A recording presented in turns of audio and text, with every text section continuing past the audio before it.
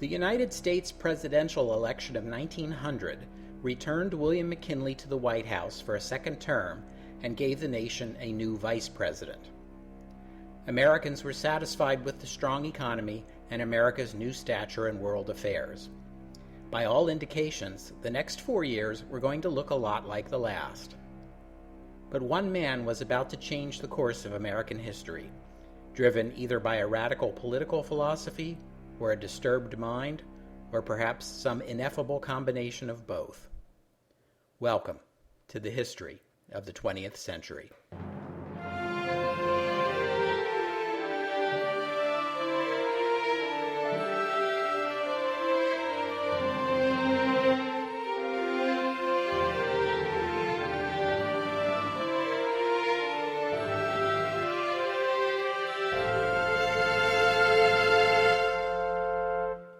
Episode 16, Assassin's Creed. Last week I promised you we would get caught up with Theodore Roosevelt, so we might as well get into it right now. You may recall that when we last saw Theodore Roosevelt, he had resigned from his position as Assistant Secretary of the Navy to volunteer for the Spanish-American War. Because, in his own words, he didn't want to be an armchair jingo. In today's English, I guess we would say chicken hawk. As a side note, the origin of this term jingo, or jingoism, goes back to British music halls of the 1870s. During this time, as is still true at the beginning of the 20th century, Russia is Britain's biggest rival, and during the Russo-Turkish War, there was a song that was popular in the music halls that included this refrain: "We don't want to fight, but by jingo if we do. We've got the ships, we've got the men, we've got the money too. We've fought the bear before, and while we're Britons true, the Russians shall not have Constantinople." And so, shortly after that song became popular, people, mostly anti-war people, began to describe pro-war people as jingos, and a foreign policy based on saber-rattling and a willingness to go to war, jingoism. In the run-up to the Spanish-American War, the term jingo was being bandied about in the United States, and some jingos were accused of an unseemly enthusiasm for, sending other people to fight in a war that they weren't willing to fight in themselves. And there was some truth to this, as there were in fact some people who urged America to go to war and then failed to volunteer to put themselves in the line of fire. But you can't say that about Theodore Roosevelt, because Theodore Roosevelt is not some people. Roosevelt helped organize his unit, the 1st U.S. Volunteer Cavalry Regiment, but declined to command it because he felt he lacked the military experience necessary. So command of the unit went to Colonel Leonard Wood, a Medal of Honor recipient who was President McKinley's personal physician, which is how he and Roosevelt had gotten to know each other in the first place. Famously, the unit would come to be known as the Rough Riders. Roosevelt's and the Rough Riders' greatest moment was at the Battle of San Juan Hill on July 1st, 1898. The Rough Riders captured Kettle Hill, which was one objective in the larger battle. Roosevelt was in command that day, and he had the only horse, in spite of the Rough Riders being a cavalry unit. He led them in a charge up the hill in the face of enemy fire into an entrenched Spanish position, which they successfully captured. And yes, this is one of those frontal assaults against an entrenched enemy armed with modern weapons that I keep on complaining about, and that we've already seen fail on many occasions. But if you had led the Rough Riders that day, it probably wouldn't have worked, and you probably would have gotten yourself killed riding around on a horse out in the open encouraging your men to move forward. And if I had led the Rough Riders that day, it probably wouldn't have worked, and I probably would have gotten myself killed riding around on a horse out in the open encouraging my men to move forward. But that's the reason why neither you nor I have our faces carved onto the side of Mount Rushmore. Not only were the Rough Riders successful, and Roosevelt uninjured, and a huge victory won, but Roosevelt would later mock people like me who criticize commanders who ordered their men into frontal assaults by saying, "On the day of the big fight, I had to ask my men to do a deed that European military writers consider utterly impossible of performance. That is, to attack over open ground an unshaken infantry armed with the best modern repeating rifles behind a formidable system of entrenchments. The only way to get them to do it, in the way that it had to be done, was to lead them myself. In other words, because he's Theodore Roosevelt, that's why. Well, okay, there are a couple other things, too. The Americans had 3 Gatling guns and were laying down heavy fire against the Spanish positions, which no doubt helped suppress what would otherwise have been devastating rifle fire from the defenders. And it's also true, though seldom mentioned, that the Rough Riders weren't the only unit attacking Kettle Hill. Besides Roosevelt's volunteer unit, there were 2 regular Army cavalry units, the 3rd Regiment and the 10th Regiment, who also participated. The 10th Cavalry Regiment was an African-American regiment which had had experience fighting in the Indian Wars in the West. In those days, the United States Army was segregated, and African Americans who served in distinct African American units. These units were commanded by white officers, since African Americans couldn't be officers in those days. In fact, one of the white officers serving in the 10th Cavalry Regiment that day was Lieutenant John Pershing, about whom I expect we'll be hearing more. The United States Army was keen to send its African American units to Cuba because it believed that black people were immune to the tropical diseases that were making so many white soldiers sick in Cuba. Because, of course, this was a time of endemic racism and stupidity. In fact, the first American on top of Kettle Hill that day was Sergeant George Berry, an African American soldier from the 10th, who was carrying his regiment's battle flag, and also the battle flag of the 3rd Cavalry Regiment, which had fallen, and which Sergeant Berry had found and picked up. By some accounts, Sergeant Berry is the only soldier in U.S. Army history to carry 2 battle flags to victory. But hey, look over there! It's Theodore Roosevelt! He returned from the war in triumph, a national hero. Now, you can't deny that Roosevelt was a genuine hero, but you also can't deny that he was really, really good at self-promotion. He wrote a book about his war experiences called, inevitably, The Rough Riders. Finley Peter Dunn's fictional pub proprietor, Mr. Dooley, wrote a review of The Rough Riders in Harper's Weekly and declared, "It is the biography of a hero by one who knows. It is the daring exploits of a brave man by an actual eyewitness. If I was him, I'd call the book Alone in Cuba." Roosevelt wrote to Dunn in reply, "I regret to state that my family and intimate friends are delighted with your review of my book." Theodore Roosevelt was nominated for a Medal of Honor for Kettle Hill, but the Army opposed it, apparently thinking he had gotten plenty of honors already. Roosevelt did eventually get his Medal of Honor, posthumously, in January 2001. After mustering out of the Army, Roosevelt promptly got himself nominated as the Republican candidate for governor of New York. Now, the party didn't like him very much, but he was a war hero, and he was their best chance, maybe their only chance, to hold on to the governor's mansion. Roosevelt won the election by about 1%, suggesting that he was indeed their only chance. He approached the governorship of New York with his usual dynamism. He tried to maintain a good relationship with the party leaders, but one consistent position Roosevelt always held through his career was that duty to the people outweighed duty to the party. This is pretty out there for 1899, when political patronage is still very much the norm. Roosevelt consulted with the party on appointments, but then he went ahead and appointed the people he thought best anyway. On the whole, it's remarkable he got along as well with the party as he did. One of the high points of Roosevelt's governorship was his advocacy for a corporate franchise tax, which horrified the Republican Party. They denounced it as the kind of socialism that William Jennings Bryan would have advocated.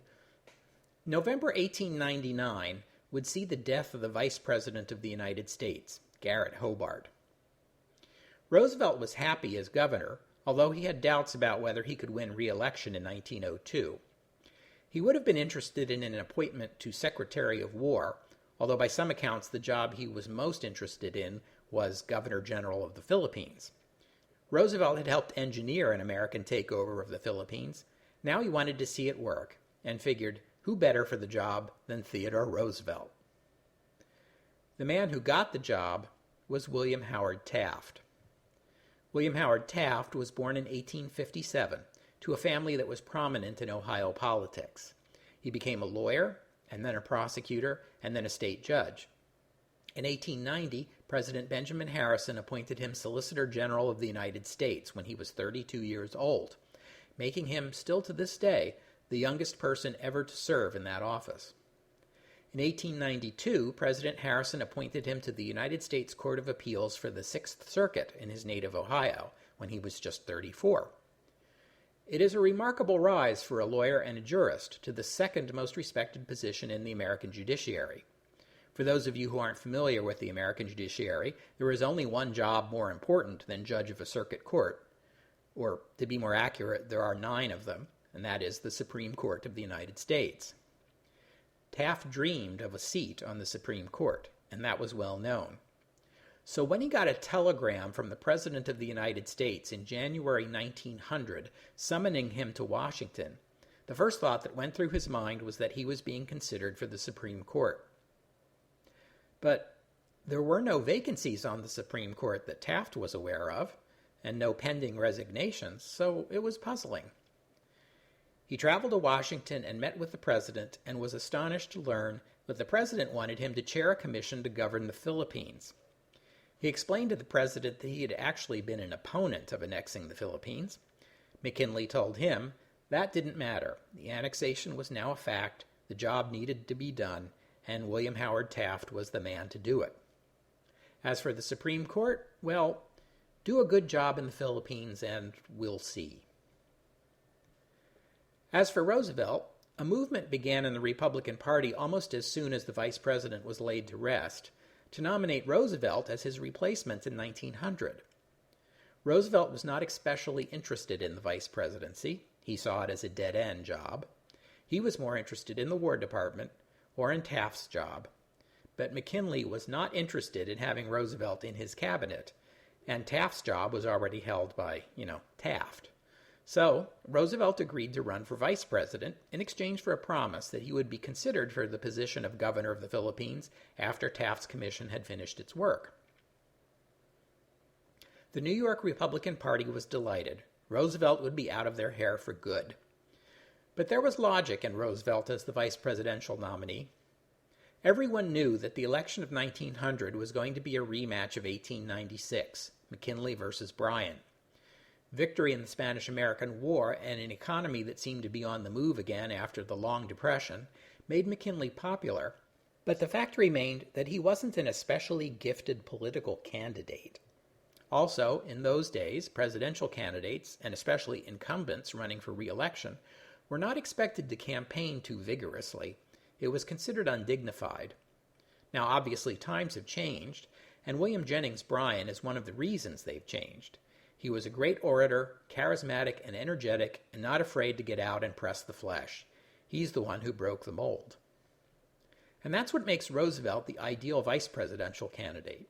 Because in Theodore Roosevelt, the Republicans have a popular, energetic, and charismatic orator to match Bryan. And because he's running for vice president and not president, McKinley could keep his dignity. And so it came to be.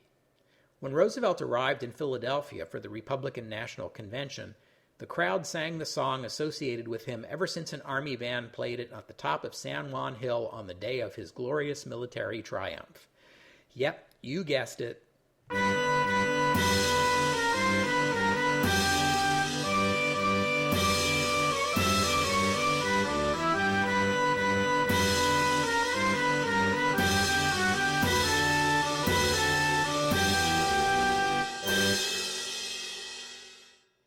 The Republican convention nominated Theodore Roosevelt for vice president with just one abstention, Theodore Roosevelt.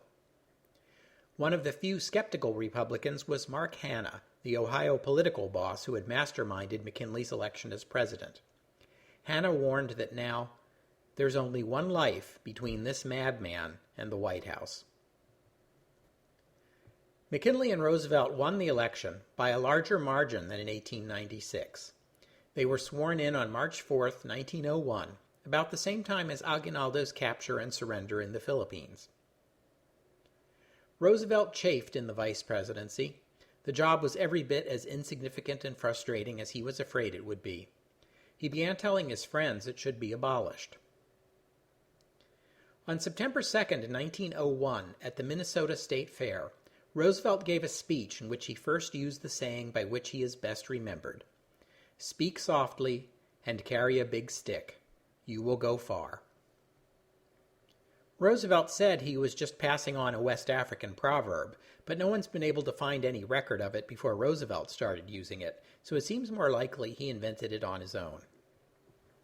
1901 was the year of the Pan American Exposition in Buffalo, New York. And on September 5th, President McKinley paid a visit. Another person visiting the Pan American Exposition that day was Leon Czolgosz. Leon Czolgosz was born in Michigan in 1873. He was the son of Polish immigrants. His mother died when he was 10 years old after giving birth to his youngest sister. He got his first job at the age of 14, and by 17 he had found good work at the Cleveland Rolling Mill Company. But the factory closed when he was 20, and it's not clear what he did afterward. He reportedly had no friends and no romantic relationships. He may have been mentally ill. In 1898, Leon moved back in with his father and stepmother, who were now living in Ohio, where they had purchased a farm. It seems Leon was not much help on the farm, and he did not get along well with his stepmother, and he was hostile to his family's Catholic beliefs. It appears he spent most of his time in his room, reading. One of his favorite reads was Edward Bellamy's Looking Backward, a proto-science fiction work about a young man who falls into a trance in 1887 and awakens into the utopia of the year 2000. Another was a newspaper clipping that Czolgosz had saved and read over and over again. It was an article about Gaetano Bresci, the 30-year-old Italian-American anarchist from Paterson, New Jersey, who had assassinated the King of Italy in July 1900. In May 1901, Czolgosz attended a speech by the radical Emma Goldman, and he liked what he heard enough to have a chat with her afterward. He became interested in anarchism and began to seek out anarchist organizations and ask questions. He appeared in so many places and asked so many questions that some of the anarchists began to suspect that this awkward young man no one knew who had so many questions was in fact a spy for the police. On September 1st, a notice went out through anarchist circles to beware of this suspicious-looking young man. But by that time, he was already in Buffalo, New York. The same day the vice president had advised, "Speak softly and carry a big stick," Czolgosz purchased a .32 caliber Iver Johnson revolver. It was the same model that Bresci had used the year before. On September 5th, President McKinley gave a speech at the exposition. Czolgosz stalked him, but found no opportunities. The next day, the president was receiving the public at the Temple of Music on the exposition grounds. Czolgosz took his place in line, revolver in hand, with a handkerchief covering it.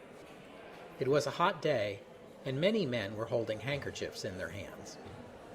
When Czolgosz reached the president, McKinley offered his hand.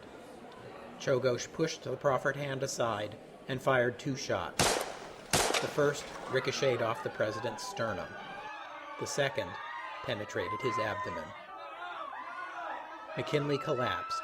The crowd cried out, and police and private citizens attacked Czolgosz.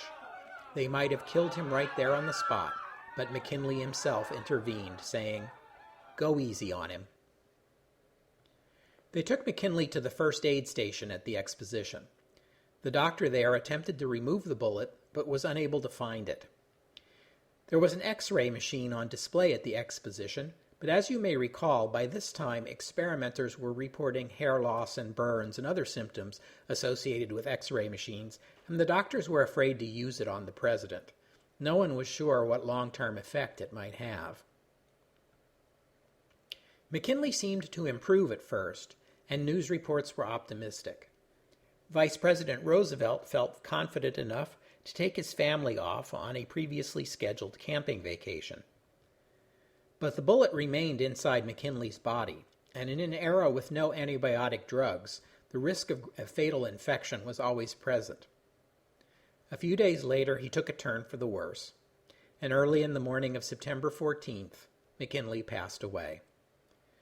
For the third time in 36 years, the President of the United States had been killed by an assassin.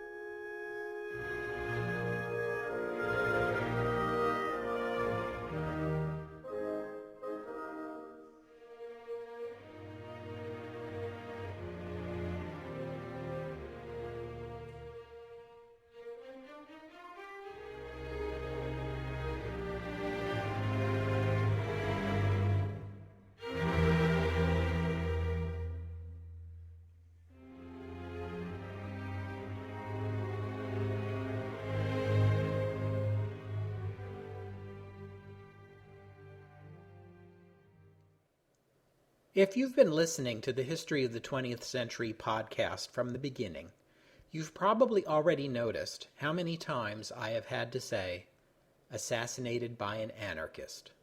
Assassinated by an anarchist.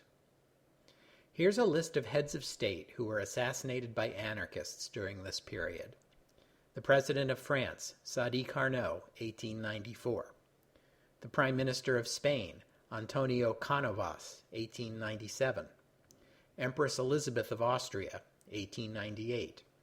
King Umberto of Italy, 1900. President of the United States William McKinley, 1901. Prime Minister of Spain José Canalejas, 1912. King Georgios of Greece, 1913. And that is just royalty presidents and prime ministers. I'm not counting other assassinations or unsuccessful assassination attempts or bombings. If I were, I would have a much longer list. Anarchist violence was a fact of life in those days, and anarchists were to the turn of the 20th century what terrorists were to the turn of the 21st century. They were regarded as a special and unique horror, the bane of the civilized world, a mysterious group of people who challenged the world order. In the United States, the assassination of President McKinley led to the Immigration Act of 1903, which banned anarchists from immigrating to the United States. For the first time since the Alien and Sedition Acts of 1798, prospective immigrants to the United States could be refused entry based on their political beliefs. The ban on anarchists immigrating to the United States is still on the books today. Who were these people? What is anarchism? Well, simply put, anarchists reject the state. Anarchists believe that property is the source of all evil, and that states themselves enforce property rights and represent acts of violence against ordinary men and women. There is not, and can never be, such a thing as a just government. Justice can only come when the state is eliminated, property is abolished, and no one profits from the work of another person. Instead, all will work together voluntarily for the common good. Until now, I have only occasionally alluded to the fact that the beginning of the 20th century was a time of stark economic inequality, not only between Western nations and the rest of the world, but also between citizens within the richest and most advanced countries.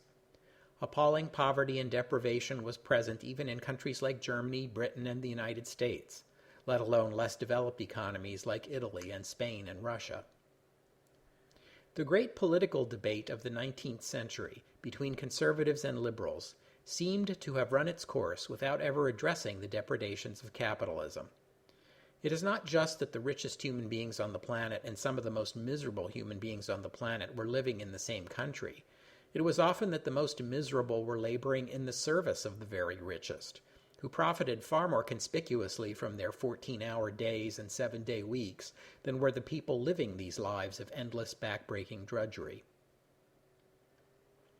The conservative answer to this was that society had different classes of people, that this was how it always was, and this is how it would forever be. The liberal answer to this was that freedom of contract and an expanded right to vote that included the poor and working classes would, in theory, someday lead to more equal economic relationships. Except that 50 years of economic liberalism had left the working poor more miserable and desperate than they had been before it started. And so a third political force begins to appear. You can call it the left, you can call it socialism. But it's hard to give the entire movement one name because there were so many different flavors. Some were new political parties, like the Labour Party in Britain, which championed legislative solutions within the existing democratic order. More radical elements of the left dismissed democracy as a failed experiment and advocated revolution. But revolution toward what end? There were socialist revolutionaries, there were communist revolutionaries, there were syndicalist revolutionaries, and then there were the anarchists, perhaps the most extreme of the lot. We're going to talk more about socialism in a future episode because, of course, it's going to become a potent political force in the 20th century. But for now, let's focus on anarchism. In the early 19th century, the French politician and thinker Pierre-Joseph Proudhon first coined the word anarchism. By the way, he also coined the word capitalist. Proudhon wrote, "If I were asked to answer the following question, 'What is slavery?' and I should answer in one word, 'It is murder,' my meaning would be understood at once. No extended argument would be required to show that the power to take from a man his thought, his will, his personality, is a power of life and death, and that to enslave a man is to kill him. Why then, to this other question, 'What is property?' may I not likewise answer, 'It is robbery,' without the certainty of being misunderstood, the second proposition being no more than a transformation of the first?" In other words, as his argument is most commonly summarized, property is theft. Proudhon also famously said, "To be governed is to be watched over, inspected, spied upon, directed, legislated at, regulated, docketed, indoctrinated, preached at, controlled, assessed, weighed, censored, ordered about, by men who have neither the right, nor the knowledge, nor the virtue. To be governed is to be at every operation, at every transaction, noted, registered, enrolled, taxed, stamped, measured, numbered, assessed, licensed, authorized, admonished, forbidden, reformed, corrected, punished.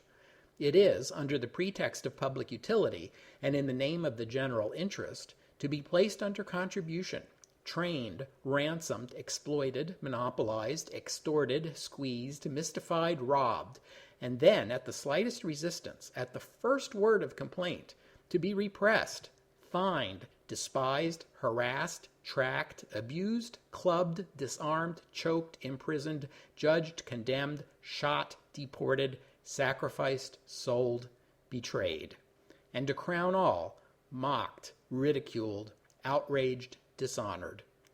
That is government. That is its justice. That is its morality." Needless to say, anarchists did not try to change the laws. They did not run for public office. They did not vote, at least not with the expectation that electoral change would reform the system. They did not believe in political parties. They believed in revolution. And here we come to the paradox of anarchism. In order to have a revolution, you have to have a revolutionary movement, don't you? Well, that's not how anarchists saw it. Communists advocated revolution, to take over the power of the state, so that the state might one day wither away. Anarchists believed that states were inherently corrupting, and that to seize control of the state would be to betray the cause. The state was not a thing to be taken over. The state was a thing to be abolished. No, the revolution would be a spontaneous uprising of the oppressed masses that would annihilate the government. It would not, and could not, be led from above. Hence the anarchist concept of propaganda of the deed. By this they meant that anarchists should set an example to inspire the coming revolution. They didn't come out and say it in so many words, but in many cases what that meant was, go kill some enemy of the people. Czolgosz was blunt and frank about why he killed McKinley. McKinley was an enemy of the working people. McKinley had just won re-election by proclaiming prosperity, but there was no prosperity, not for the hungry masses of working poor. In the popular imagination of the time, and in the popular press, anarchists were viewed as shadowy organizations meeting in secret, plotting their crimes, drawing lots to see who would kill which world leader. The truth was much more frightening. Anarchists didn't have an organization. Anarchist leaders spoke out against injustice, and anarchist followers, like Leon Czolgosz, decided on their own to take up the gun. It was just the sort of model of people working together voluntarily for the common good, without an organization, without coercion, that the anarchists held up as our utopian future. It might have been an inspiration, if it wasn't so bloody. Was Czolgosz an idealistic anarchist extremist? Or was he a mentally ill man to whom anarchism gave a peg on which to hang his violent inclinations? It's a question that can't be answered, I think. He was tried for murder, convicted, and executed on October 29th, just weeks after his crime was committed. Emma Goldman, whom Czolgosz had cited as his inspiration, was arrested and interrogated for 2 weeks. While many Americans believed that Goldman was the mastermind of the McKinley assassination, she steadfastly denied it, and it was probably not true. Goldman, a Jewish Russian immigrant, was an ardent anarchist, feminist, and atheist. She advocated free love, legal contraception, and an end to legal and social sanctions against lesbian and gay people, which made her pretty out there, even for an anarchist. She was called the most dangerous woman in America, and was ultimately deported to what was by then the Soviet Union in 1920.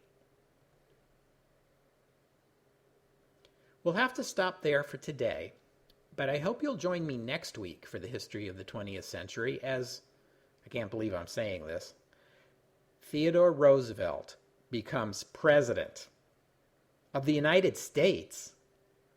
Oh my God. That's next week on the history of the 20th century. Oh, and one more thing. After the McKinley assassination, there was a public outcry over the need to provide better protection for the President of the United States. The following year, the United States Secret Service, an arm of the Treasury Department that had originally been created to investigate counterfeiting, was informally designated to provide protection for the President of the United States.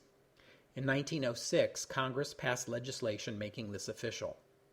The United States Department of Justice created what was then called the Bureau of Investigation in 1908, partly for the purpose of monitoring the activities of anarchists. It would later be known as the Division of Investigation, and since 1935, the Federal Bureau of Investigation.